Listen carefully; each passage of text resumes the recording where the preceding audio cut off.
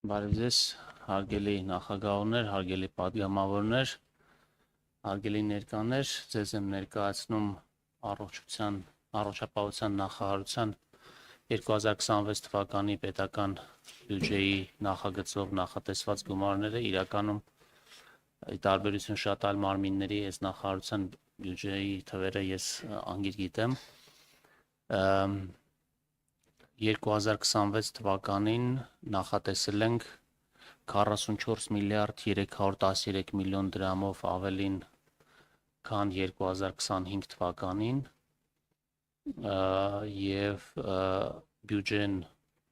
2026 թվականի կկազմի 210 միլիարդ 911 միլիոն դրամ այս ուղղությամբ ավելացումները գրեթե ամենամեծն են 2026 թվականին, այսինքն բոլոր նախարարությունների գծով ամենամեծ ավելացումները ունենք առողջապահության նախարարության գծով, որը պայմանավորված է հաջորդ տարի առողջության համընդհանուր ապահովագրության համակարգի ներդրման հանգամանքով, իհարկե պետք է նշեմ, որ Աշխատանքի և սոցիալական հարցերի նախարարության բյուջեում գումարային առումով ամենամեծ ավելացումներն են, բայց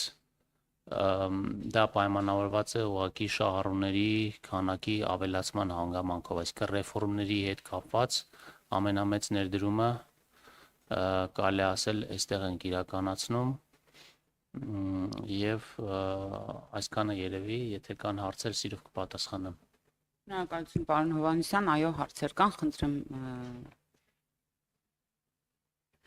Շնորհակալություն, պարոն Հովհաննիսյան, քանի որ ասացիք, որ նույնիսկ թվերի մակարդակով տիրապետում եք առողջապահության 26 թվականի բյուջեին, դրա համար հարցը ձեզ տամ։ Տեսեք, 2026 թվականին մի շարք ծառայություններ էականորեն նվազում են եւ դրանց ֆինանսավորումն է նվազում։ Օրինակ, շտապ օգնության ծառայությունների համար հատկացված գումարները կրկնակի նվազեցվել են։ Այստեղ մենք ունենք ներողություն եմ խնդրում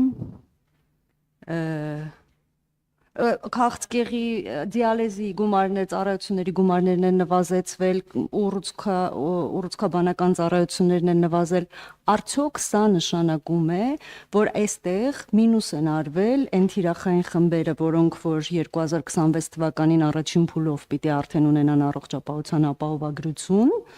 սա է արդյոք պատճառը, թե կա այլ բացատրություն, որ այս կարևորագույն ծառայությունների թե ֆինանսավորումը եւ թե այսպես ընդհանուր առմամբ քանակը նվազեցվել է։ Շնորհակալություն։ Ես կարծում եմ, որ դրանով է պայմանավորված, բայց նախարարը վստահ եմ դա ավելի մանրամասն կպարզաբանի, եթե դուք նայեք բյուջեի կառուցվածքին, համարյա բոլոր տեղերից ունենք նվազում եւ մի տեղ, որտեղ գրված է առողջության համընդհանուր ապահովագրություն 127 միլիարդ դրամ գումար է նախատեսված, այսինքն այդ նվազեցումները արված են